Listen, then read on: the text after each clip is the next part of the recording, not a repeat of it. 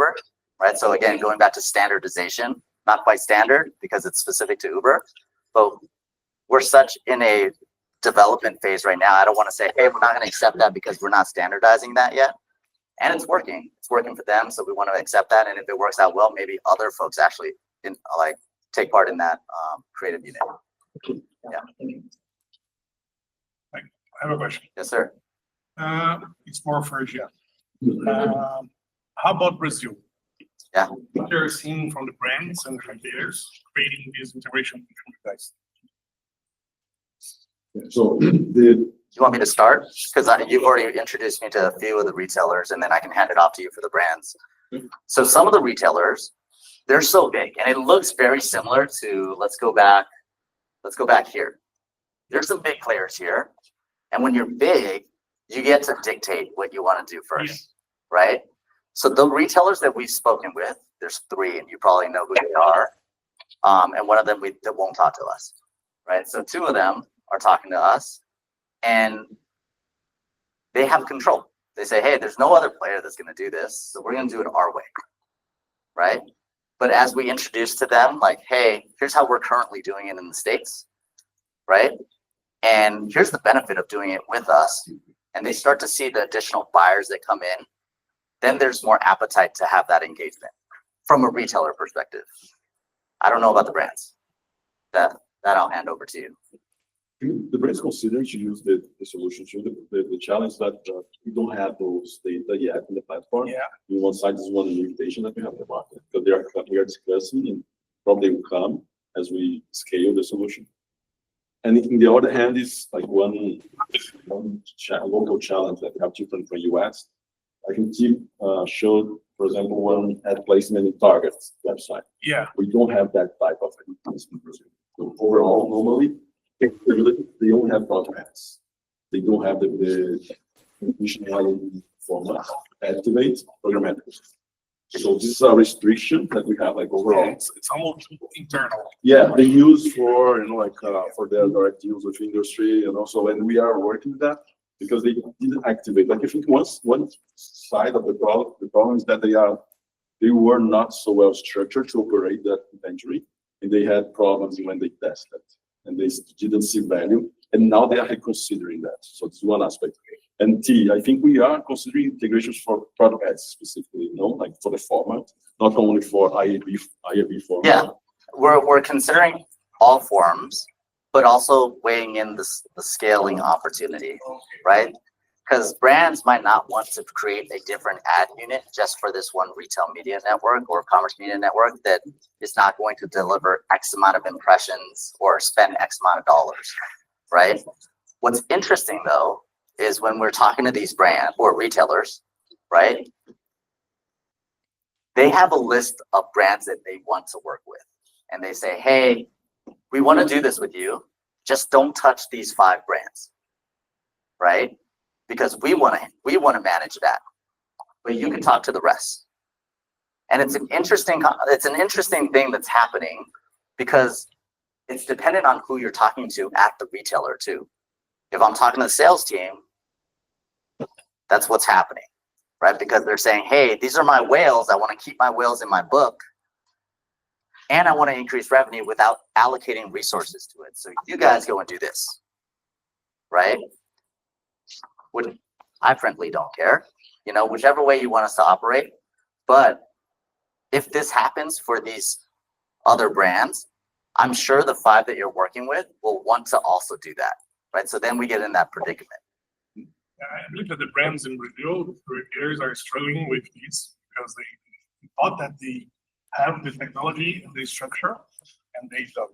Yeah, just a few of them has a strong structure. Yeah, but that I believe that there's a huge opportunity for us. Totally.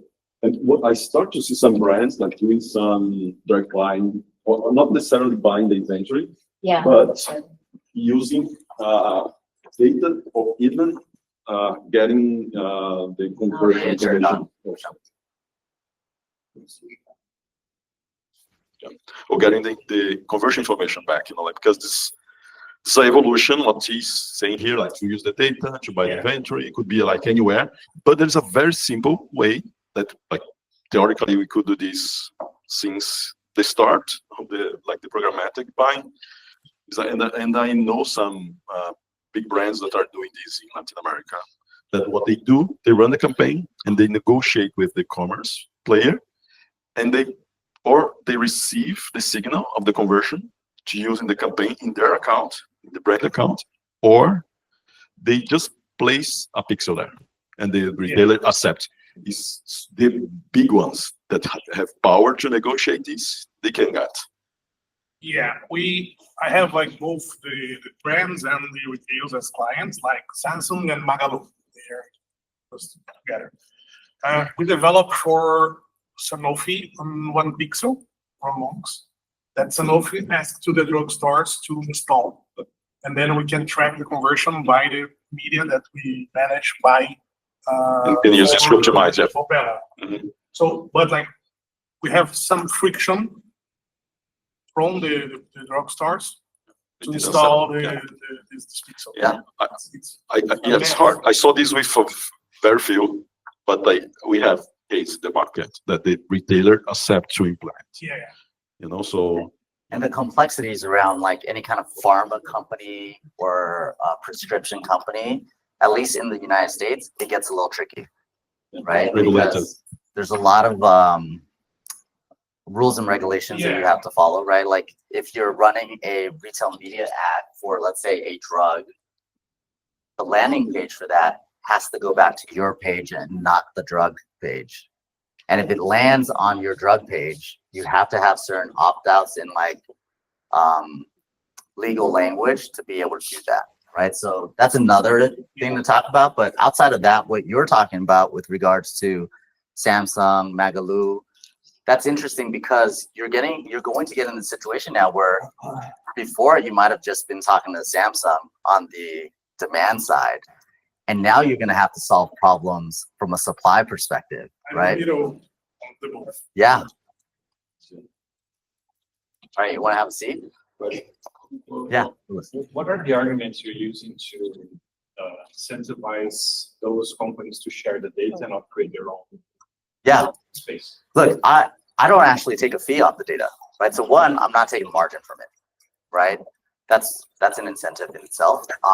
Access to all the different DB buyers and scale, right? Like I do think they could get critical mass by working with their top 20, right? But what about the other 80%, right? So for us, that we want to help get folks there, and it's beneficial for our buyers as well, right? Because they might want to do a deal with one of these retailers, but they don't have the time to, right? The retailer won't have the time to. So I think there's a good mix, and I think I hate comparing it to back then of just standard publishers and buyers, but it looks very similar to that, right? Like, yeah, you don't want to do it, but I almost feel like the sooner you do, the better, because then you're going to have immediate access to these buyers that would never call you in the first place. That's what you talked about sounded to me a little bit like Microsoft Curate. Is that right? Or Microsoft Curate? yeah. I mean the part where you say you can get your audience and you can bundle it into inventory and you can buy it through DB. You can set it up as a deal in DB and then you can sell it to someone else.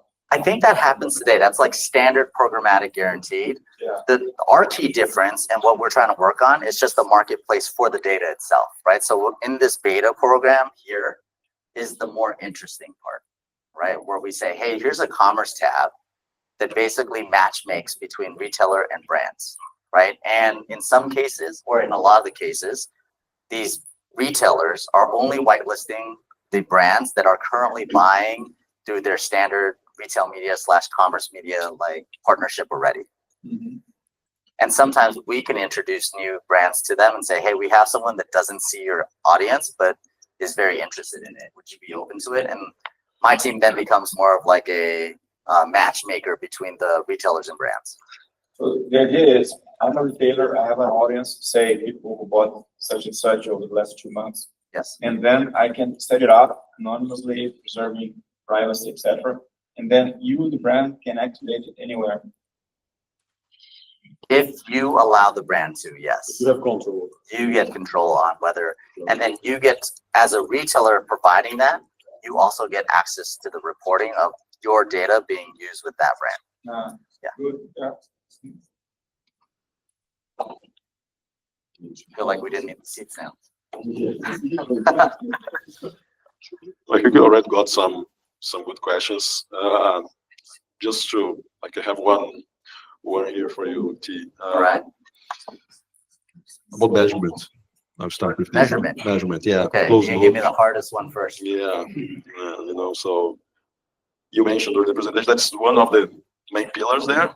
We'll talk about like measurement, audience, inventory. So you know that the closed loop measurement is one of the biggest challenge that you have to solve in the industry. What's the Google strategy to drive the standardization for that? Yeah. How you see the evolution of this to facilitate the for advertisers to compare performance between different networks? I'm going to go to this page and show you that there's folks that provide closed loop measurement for their brands today. And all of these different reports look different, right? None of them look the same. And I think that's a problem, right? Because you could run a campaign, you could say it did well because this person has told you that, right? But then you have no other place to go to. So you're like, great, tell me what it is. I'll take it. And I'm off to the races. I'm going to go tell my boss that this happened, right? Our goal is to put these all together so you can look at it collectively, similar to what we do in CM today, right? I don't have a horse in this race, right? So by telling you what's actually effective, I'm going to enable the brands to optimize in its best place. That said, not all retailers, to your point, is going to provide that, right? So in some cases, they're big enough to say, hey, we're not going to give that to you. Here's an example. Amazon's not going to give me that data, right? It's pretty clear. They're not going to, maybe in this long, far future, that can happen, but that's not going to happen today. But they're big enough to say, hey, that's how we're going to operate, and we have to be okay with that, right? But then there's a lot of these players that say, hey, you know what, all my brands, if they're gonna buy from me, they want this in this way, and the brands start to control some of that, and they provide enough influence to the retailers to make that happen. You see a role of like for agents in this process, like how to move that. Definitely, and we're already seeing that today. So agencies, when we're working with the retailers, some of them are actually deferring us to agencies to complete this process, right? So some agencies work specifically on the data audience collection and where to send. That's happening today already. Some of them are doing it from a measurement perspective as well, right? So in a lot of these cases where we talk about like building your team, most places aren't building the whole thing. Like they're not hiring a data science guy, they're not hiring legal. They could outsource some of that, and some of that outsourcing goes to the agencies, right? So I think agencies, depending on where they want to position themselves, could create an entire market just servicing a lot of the retailers and commerce media players that we work with. There are influence too in the way that they could centralize the operations, because the agency has this view about like what in the case of the brands, not the retailers per se, but the perspective of how to operate, for example, TV, or to centralize the buying. They could influence in the way that the brand is operating. So Also just supplying. yeah. And also true.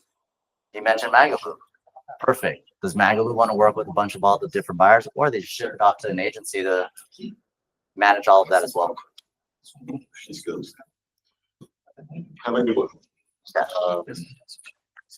About the different segments that you mentioned, like about travel, finance. In Brazil, we have a few examples about this like guy right here. Yeah, the different industries. Yeah. What's the main characteristics of a good company or like segment, like to be a good player in this new environment, like sizing, type of data?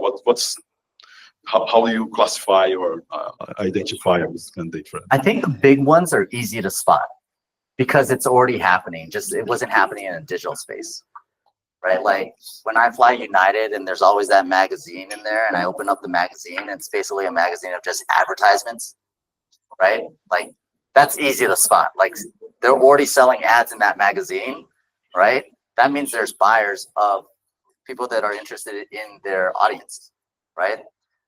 So it's I go back to my slide of like inventory, audience, and perhaps measurement. I think this really started off for retailers on the measurement piece because they had all the conversion data.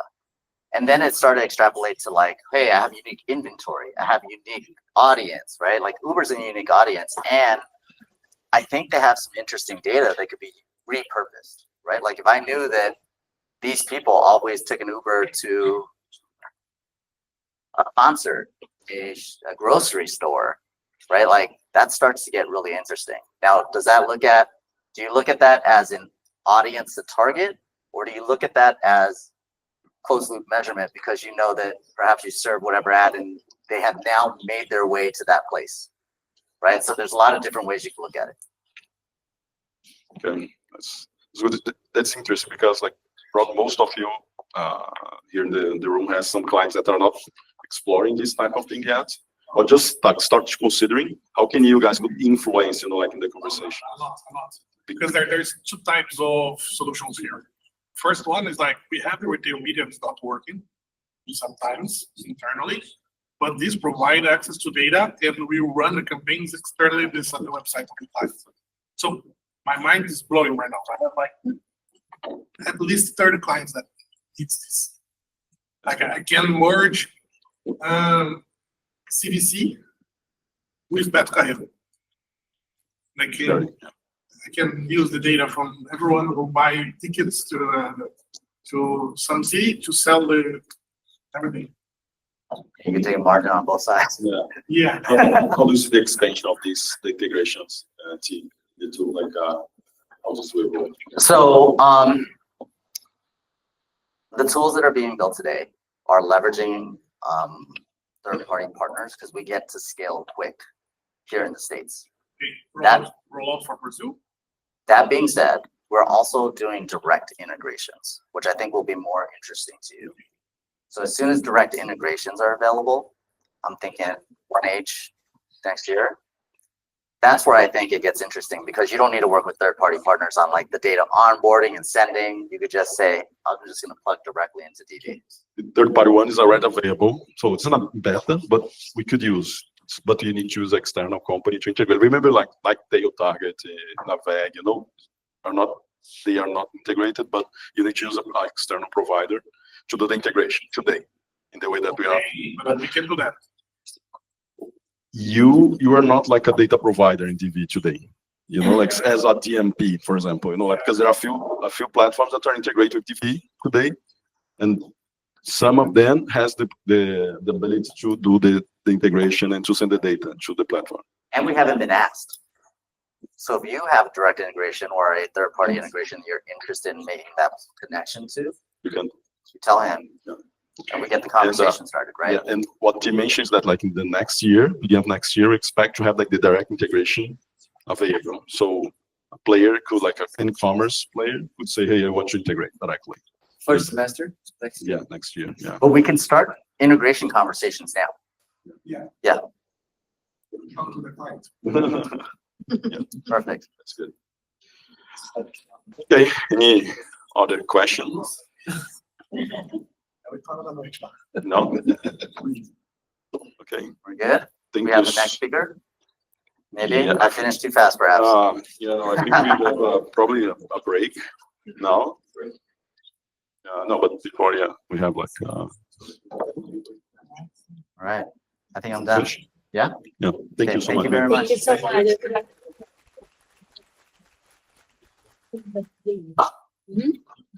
Right, thank you so much.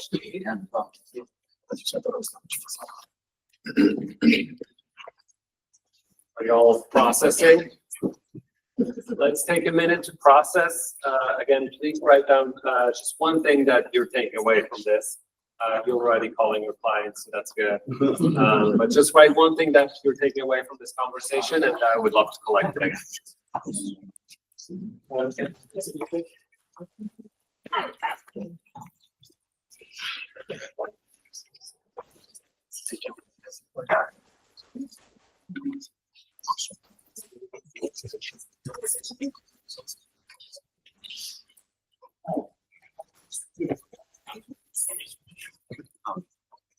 Isso, não tem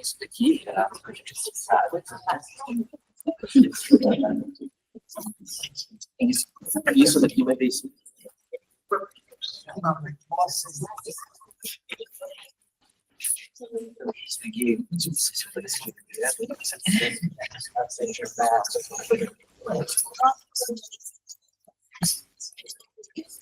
Eu acho que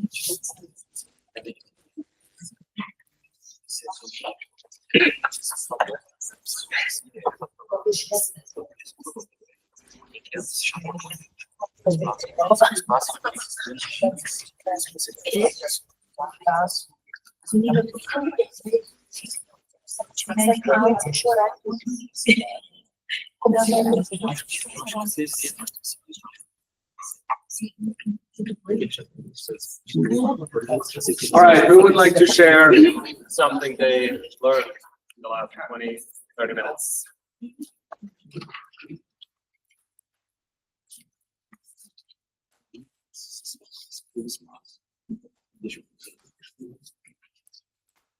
Yeah, thank you. Just go out this first. Maybe it's strategic to complement buy-side services, sell-side services to be relevant to some of the type. So to do it, build this capacity. Yeah, exactly. How do you build these capabilities?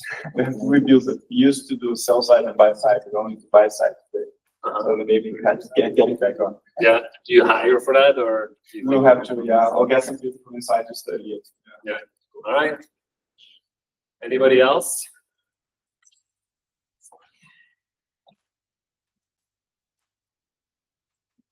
Are you all shy after the Google store visit?